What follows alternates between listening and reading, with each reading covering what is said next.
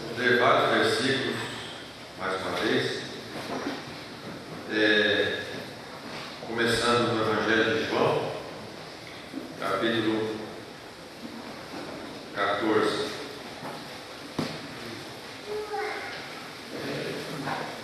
João, capítulo 14.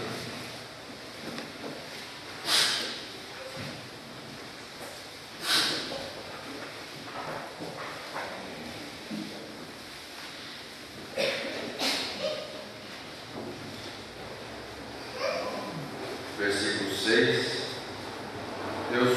Disse-lhes Jesus, eu sou o caminho e a verdade e a vida, e ninguém vem ao Pai senão por mim.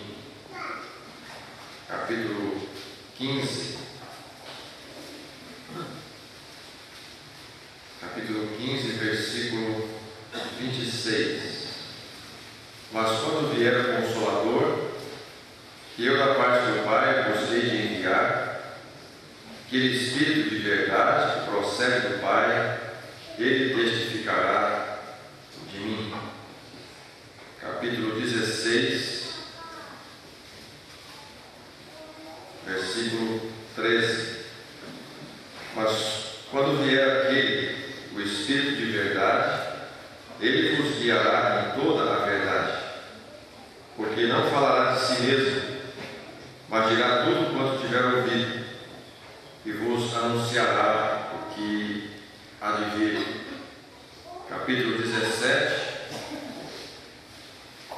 versículo 17. Santifica-os na verdade, a tua palavra é a verdade. 19. E por eles me santifico a mim mesmo, para que também eles sejam santificados na verdade. Primeira carta de João, capítulo 3,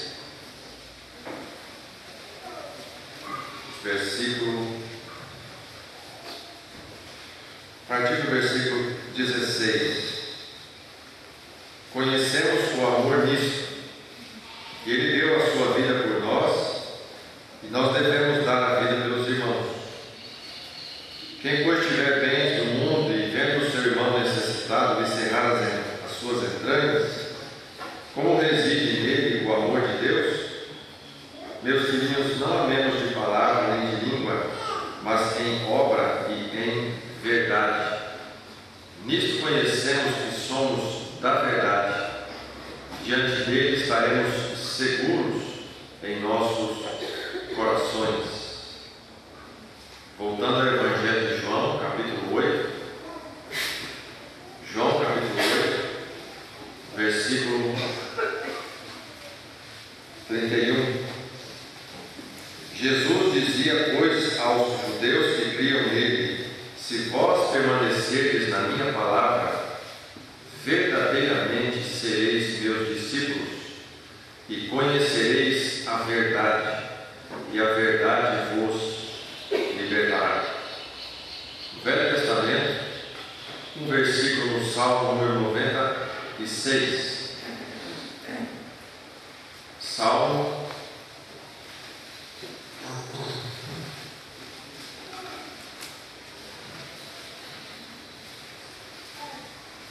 versículo 13. Ante a face do Senhor, porque vem julgar a terra, julgará o mundo com justiça e os povos com a sua verdade. Mais um versículo em Romanos, capítulo 1. Romanos, capítulo 1,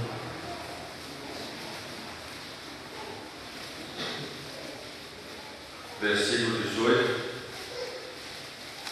Porque no céu se manifesta a ira de Deus sobre toda a impiedade e injustiça dos homens, que detêm a verdade em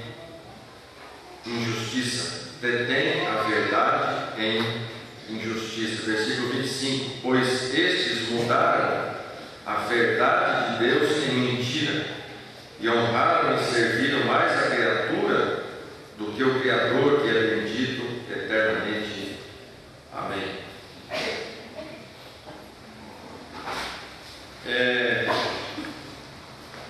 Quando nós nos aproximamos desta armadura de Deus, nós temos inicialmente uma peça que parece que não sugere nada em relação a uma luta.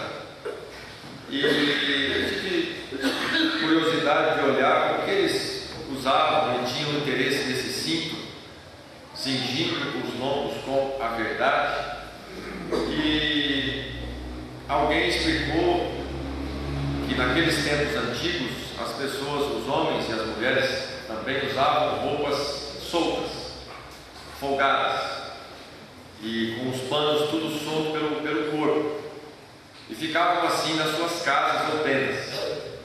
Mas quando tinham que sair para um serviço qualquer, mesmo que não fosse uma luta, um animal caiu no penhasco, alguma coisa, eles se levantavam e apertavam o cinto, se cingiam, indicando que um homem cingido, ou mulher também, mas cingiu o seu lombo, ele vai agir, ele fica de pé, ele cinge e ele começa a agir. Então, esta primeira ideia na armadura de Deus é o posicionamento, é aquela preparação básica, é aquele sentido apurado de que há algo para ser feito e eu vou fazer. Há um serviço externo, há uma atividade externa e eu preciso estar cingido. Mas essas peças que são mencionadas aqui, nós já temos lido delas, essas peças elas são defensivas, estruturais, preparatórias, a não ser a espada, indicando claramente que o impacto vem, o ataque vem, as ondas emboladas caem, e como nós ouvimos ontem, aquele impacto violento sobre a cruz do Senhor Jesus Cristo, e ele mata, e ele recebe o golpe, ele recebe o peso. Esse é o sentido para o salvo.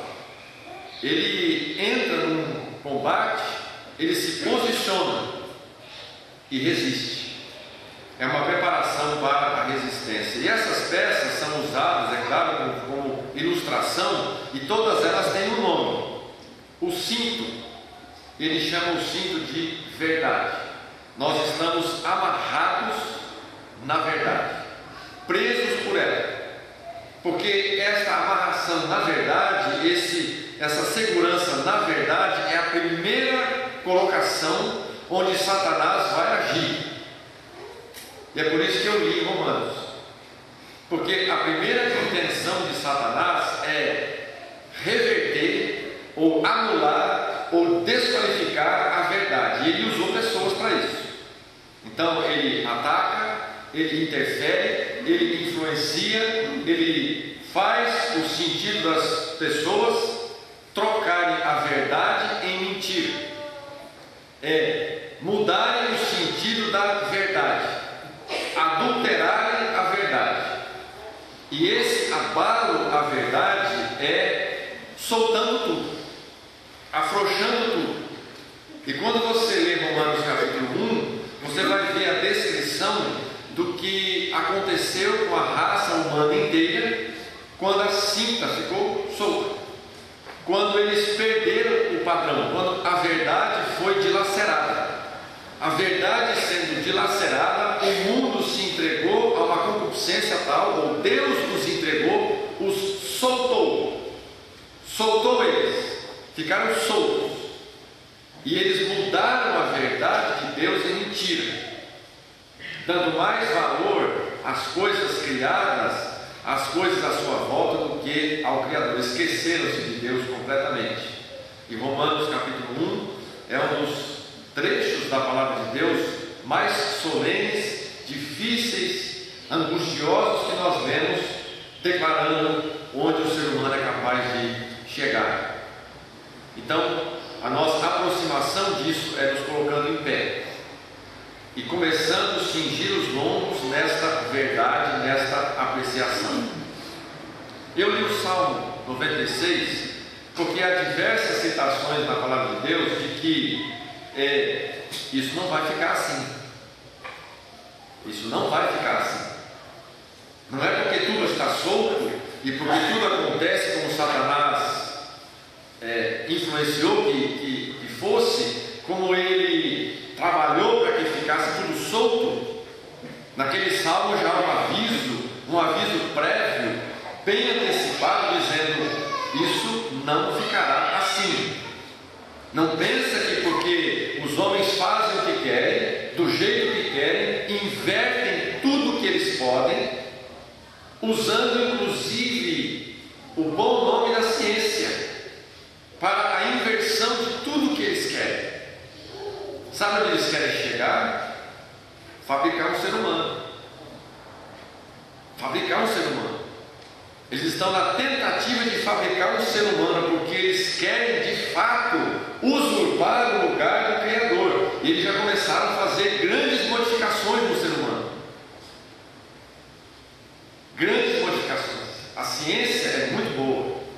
Não há nada contra a ciência legítima. As pesquisas, as ajudas, as descobertas, mas é bem nesse meio bom, inocente, sem más intenções, aliás, com muito boa intenção, Satanás entra e ele inverte as coisas. Bom, já que vocês descobriram essa modificação da ciência que ajuda no corpo humano para isso, que tal se você inverter alguma coisinha aí?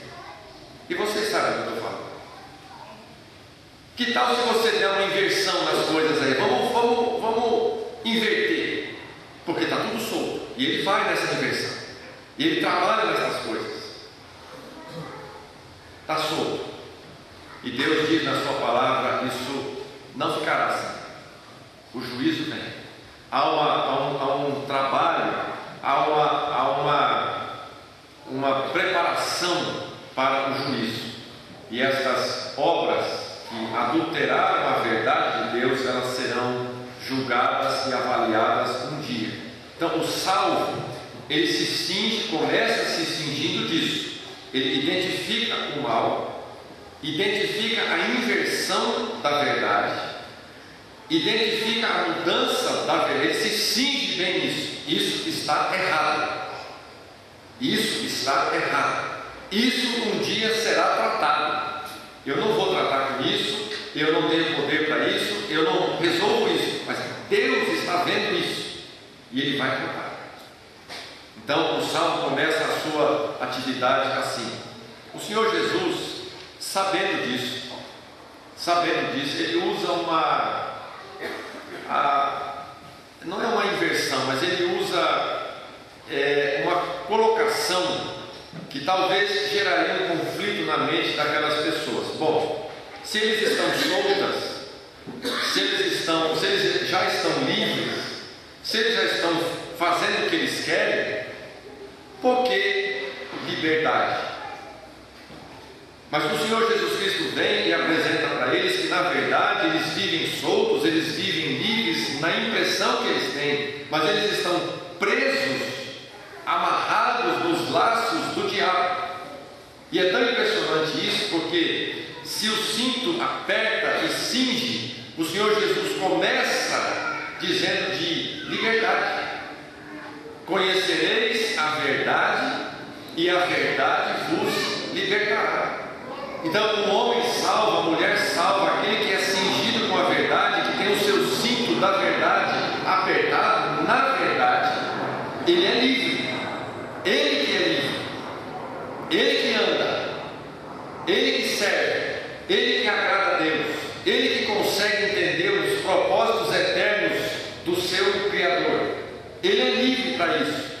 Embora o cinto indica que ele aperta e que ele se segura e que ele está preso, mas esse prender começa com liberdade, porque o Senhor apresenta a liberdade que temos no Senhor Jesus, nos livrando do jugo da escravidão do pecado, nos livrando do jugo da lei, nos livrando da sentença do juízo apresentado no Salmo 96. Você está livre, porém cingido com a verdade. Essa verdade, essa estrutura da verdade, ela que dá, na verdade, a segurança para o salvo. Quando ele se posiciona assim, então, antes de dar o próximo passo, um perfeito juízo, um perfeito entendimento, um perfeito discernimento entre a verdade e a mentira, ou a verdade e aquilo que é contra a verdade, precisa ser bem lúcido, bem evidente na vida do salvo. Um perfeito entendimento disso para você se cingir com a verdade, porque Satanás vai entrar bem aí. É bem aí que ele começa a sua articulação. Depois, João mesmo, que ele é um dos que mais fala da verdade, ele vai dar o que nós poderíamos chamar um distintivo, um grande identificador dessa verdade, um grande identificador desta posição daquele que é salvo. E esse distintivo da verdade, esse grande identificador da verdade, onde nós estamos presos, bem seguros, e isso não será abalado, diz João, é o amor. O amor. Aquela carta, João trabalha paralelamente o amor e a verdade constantemente. E ele diz: nós estamos na verdade, nós conhecemos a verdade, nós temos uma indicação de que estamos de fato na verdade quando nós praticamos o amor. E essa identificação, esse distintivo do salvo, talvez seja um distintivo mais forte nessa luta nossa contra o mal. Nós não conhecemos o amor naturalmente, nós não sabemos o que é amor. O mundo usa essa expressão de forma vulgar, esse termo de forma vulgar, referindo-se a coisas ou qualquer coisa simples, e eles amam, rebaixando realmente o valor, o significado dessa palavra amor. Mas o salvo, ele conhece o amor, porque ele experimentou a manifestação do amor de Deus. Ele primeiro foi amado, ele primeiro experimentou a verdade desse amor manifestado na cruz. Ele conheceu o amor de Deus, ele foi salvo pelo amor de Deus. Ele agora entende o que é de fato o amor, e esse passa a ser o distintivo da verdade. Nisso conhecemos a verdade, porque nós amamos. E a manifestação desse amor aos olhos do nosso Deus é uns para com os outros. E está aí o teste. Esse teste do amor uns para com os outros, nós somos colocados nele dia a dia, dia após dia. Nós precisamos a manifestação deste amor. O mundo não sabe o que é isso, e nós quando nos reunimos, quando nós somos agregados ao nome do Senhor Jesus Cristo, fazemos parte de uma igreja de Deus, é nesse ambiente onde esse amor vai ser exercitado, amadurecido, fortalecido e claramente evidenciado. Por quê? Toma os exemplos da palavra de Deus. Você coloca o começo desta época, as primeiras igrejas que foram estabelecidas. E estas igrejas estabelecidas, pode ser em Jerusalém, pode ser em Roma, pode ser em Corinto, pode ser em Éfeso, pode ser em Filipos, pode ser onde for. Todas elas eram formadas na vasta maioria por judeus e gentios. judeus e gentios. E pensa numa relação complicada. Pensa numa relação complexa mesmo, conturbada, melindrosa. E entre esses irmãos, judeus e gentios, judeus praticantes, judeus como Paulo, fariseus, homens que eram bitolados num sistema judaico avantajado em relação aos outros. Eles eram pessoas que tinham uma conduta, um procedimento antigo, e eles se escoravam naquelas coisas. Difícil demais para eles esquecerem Abraão, nosso pai. Difícil demais para eles esquecerem a relação com Davi, nosso grande rei.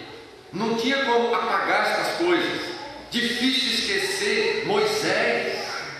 Quem conseguiria esquecer o grande Moisés? Mesmo depois de Saulo, aquele que trouxe a lei, apresentou a lei deu conhecimento de pecado para eles, e eles tinham tudo isso dentro de si. Aí foram salvos. E aí foram colocados lado a lado no partir do pão com aqueles incircuncisos, com aqueles impuros, com aqueles que eles nem conseguiam entrar na casa deles, não tinham a mínima convivência com eles, olhavam para eles assim com desprezo absoluto. Profanos, irreligiosos, parricidas, matricidas, pessoas muito depravadas, feiticeiros foram salvos. E aí senta todos eles para lembrar o Senhor. É uma situação embaraçosa, dá aquela brilhinha no olho para ver se está tudo certo. Aquela coisa meio estranha, mas é ali que ele vai provar que ama. E Deus exercita o amor dele ali. O Senhor treina o amor dele ali, porque ali eles eram levados a pensar no Senhor Jesus Cristo. Não que era descendente de Davi, não que era um homem que cumpriu toda a lei de Moisés, mas Deus manifesta no carne. Aí acabou com tudo. Porque se Deus que se manifestou em carne me amou dessa forma, se Ele, sendo Deus, não teve por usurpação ser igual a Deus, mas se fez a si mesmo de nenhuma reputação e salvou as pessoas, judeus e gentios, como que eu não vou amar o meu irmãozinho gentil, feiticeiro, ex-feiticeiro, por exemplo, idólatra? Por quê? O mesmo sangue que me purificou ele. E há um exercício do amor ali. As igrejas todas têm problemas de relacionamento, todas elas. Se você conhece uma igreja de Deus, não falo do sistema não, estou falando das igrejas de Deus, que não tenha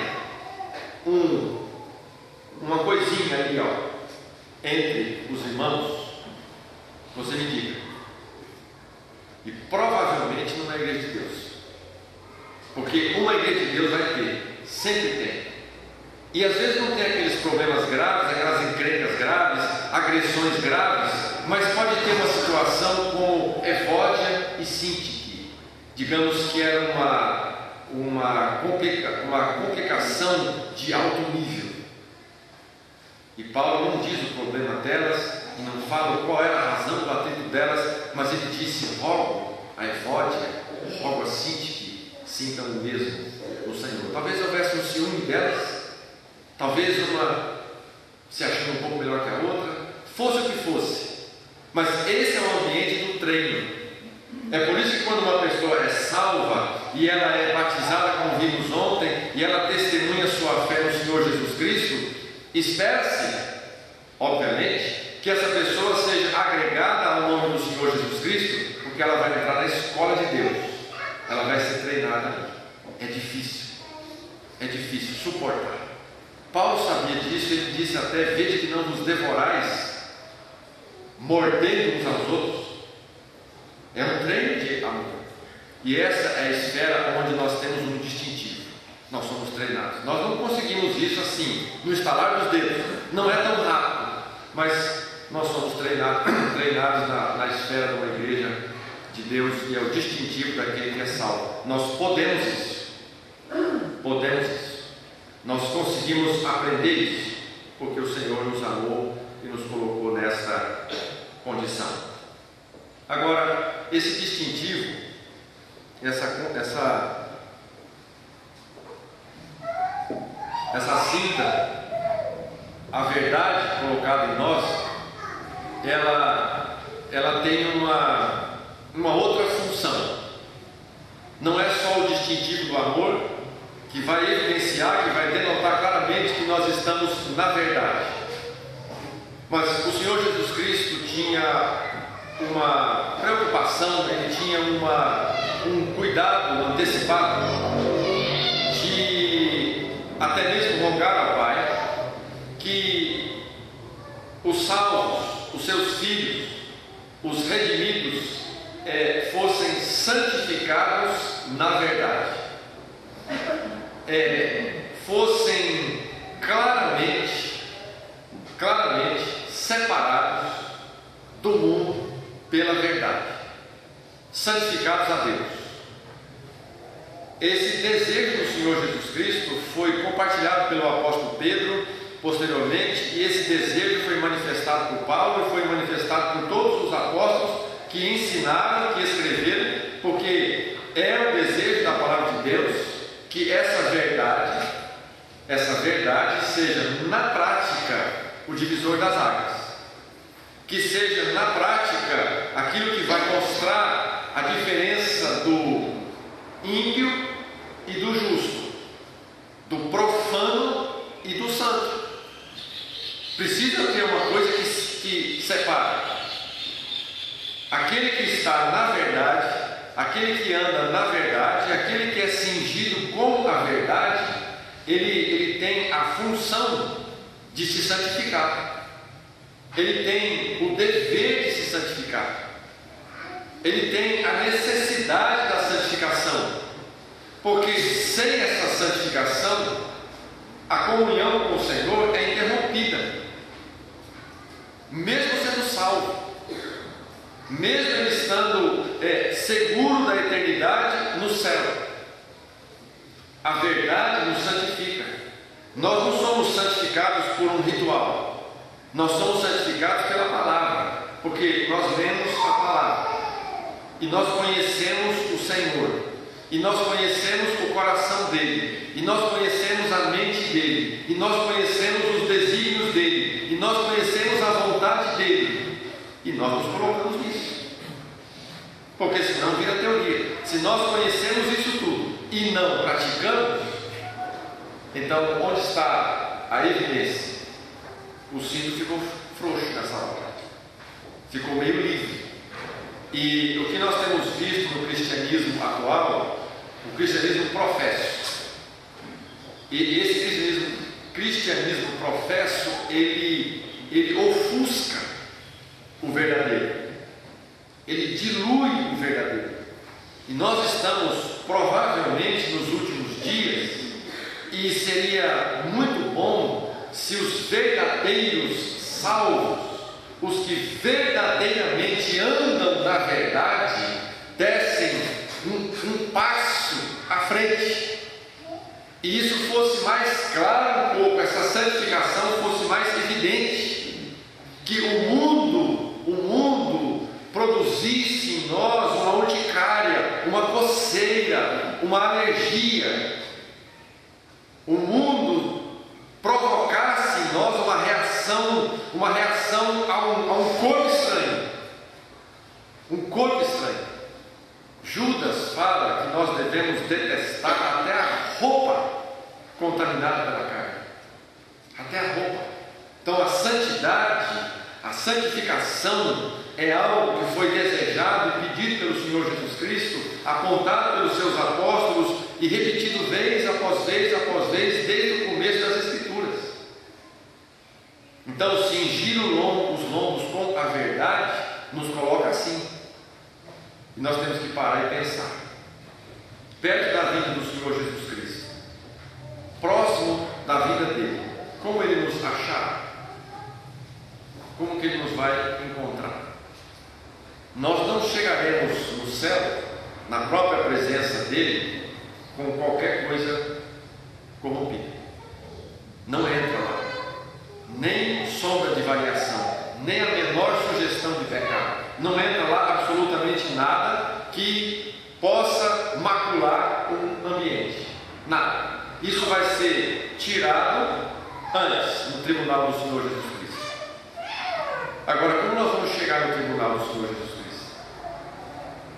Então, a multidão de salvos, verdadeiros salvos, ela deveria de fato apertar um pouco mais essa cinta, um pouco mais, ter um pouco mais de conhecimento dessa área, um pouco mais de entendimento dessa área, um pouco mais de boa vontade nessa área, a fim de que os que estão em trevas percebessem a luz, a diferença. Lembra do que João escreveu?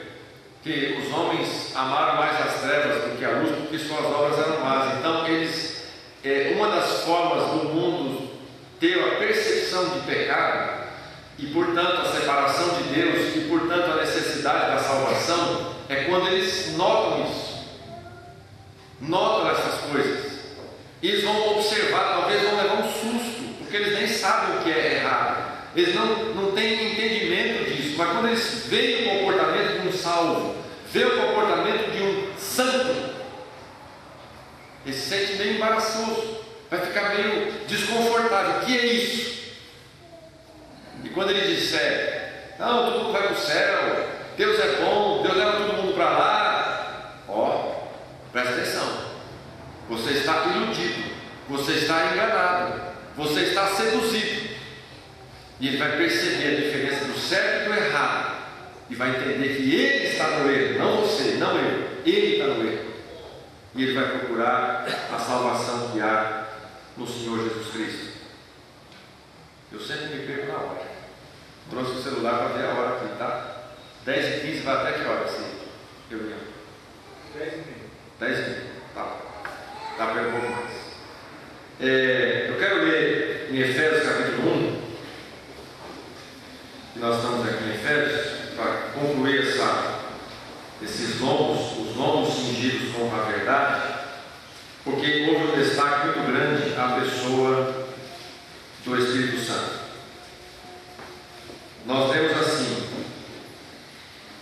versículo 13: em quem também vós estáis, depois que ouvistes a palavra da verdade, o evangelho da vossa salvação, e tendo nele também crido, fostes selados com o Espírito Santo da promessa, o qual é o penhor da nossa herança para a redenção da possessão adquirida para o louvor da sua glória. Capítulo 2, versículo 22, ele diz: no qual também vós juntamente sois edificados para a morada de Deus em Espírito. Por causa da dificuldade disso, a complexidade disso, o Senhor Jesus Cristo deixou bastante claro que por nós mesmos, na nossa própria força e habilidade ou condição de nos segurar neste cinto da verdade, seria tarefa impossível. E é por isso que há a associação da pessoa do Espírito Santo com a verdade, e o Senhor Jesus Cristo indicando claramente como é que nós conseguimos praticar o amor, viver uma vida de santidade, andar de fato na verdade, estar de fato com os lombos cingidos na verdade, ter a verdade em nós. E o Senhor Jesus Cristo disse: é o Espírito Santo, não pode fazer sem mim. Ele vos guiará em toda a verdade. É Ele, é o Espírito Santo de Deus dado, o Espírito Santo de Deus que habita em nós. É por meio do Espírito Santo que nós somos guiados na verdade. E esse, embora seja um assunto tão vasto, é um assunto que deveria de fato queimar o nosso coração. Nós usamos muitas expressões indicando que que a nossa vida é guiada por Deus. Falamos isso genericamente. Falamos todo o tempo, se for da vontade de Deus, se for da vontade de Deus, se for da vontade de Deus, isso e aquilo. Quase que virou um jargão isso daí. Só que ele é muito sério nisso.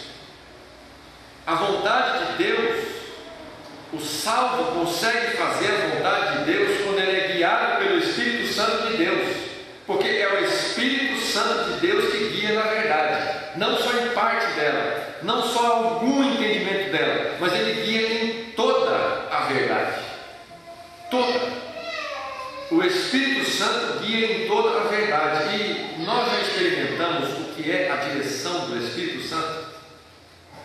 Como é a direção ser de fato guiado pelo Espírito Santo na verdade?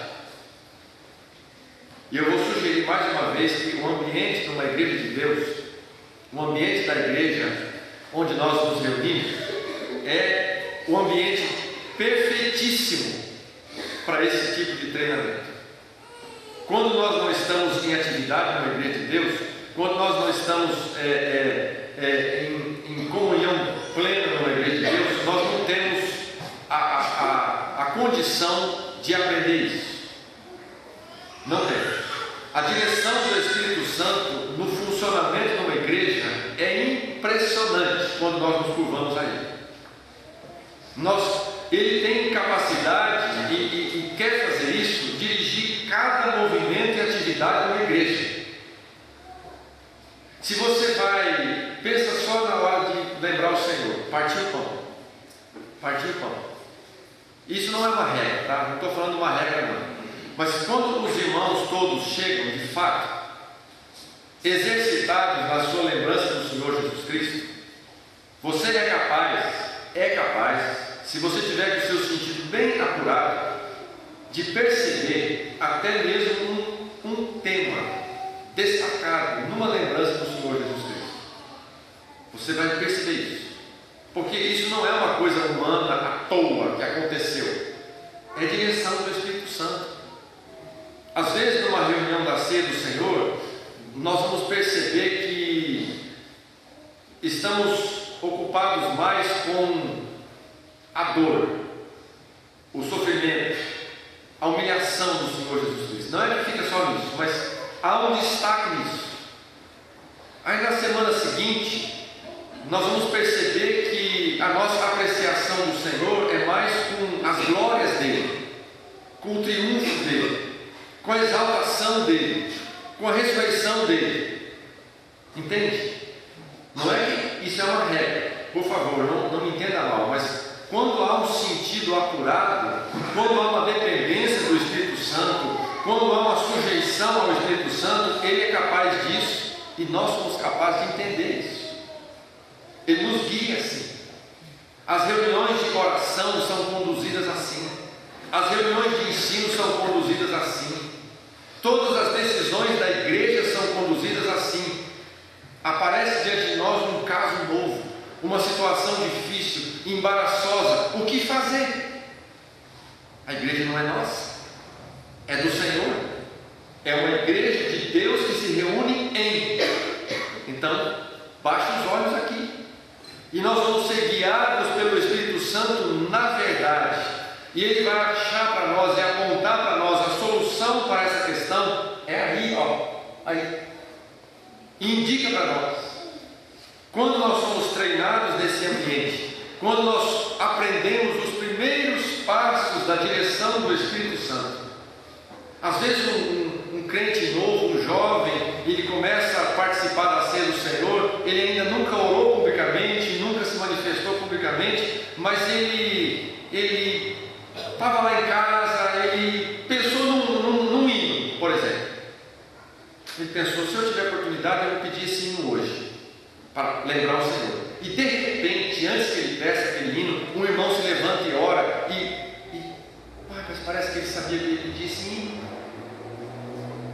Aquece ele pensa, mas que coisa impressionante, porque ele vai começar a entender e se lembrar que mesmo para ele ser salvo, mesmo para nós sermos salvos, sem nenhum entendimento de nada, quem nos convenceu do pecado, da justiça e do juízo,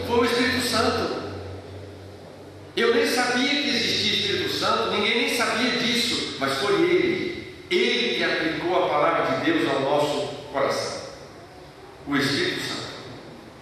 Então nós somos treinados ali. Quando alguém é treinado assim na esfera da igreja de Deus, ele está no mundo lá fora e começam as decisões. E eu vou me casar. E eu vou me casar de acordo com a vontade do meu Senhor. Eu vou escolher a esposa de acordo com a vontade dele. Eu vou escolher o marido de acordo com a vontade dele. Olha, porque isso é para o resto da sua vida. Não, mas é a vontade de Deus. É? Então, mostra para mim. É a vontade de Deus. Diz por que é a vontade de Deus. Está aqui, ó. Tem que estar aqui. Mas como assim vai estar na Bíblia? Deus não citou meu nome na Bíblia, nem o nome dela na Bíblia. Mas Deus colocou quem eu sou.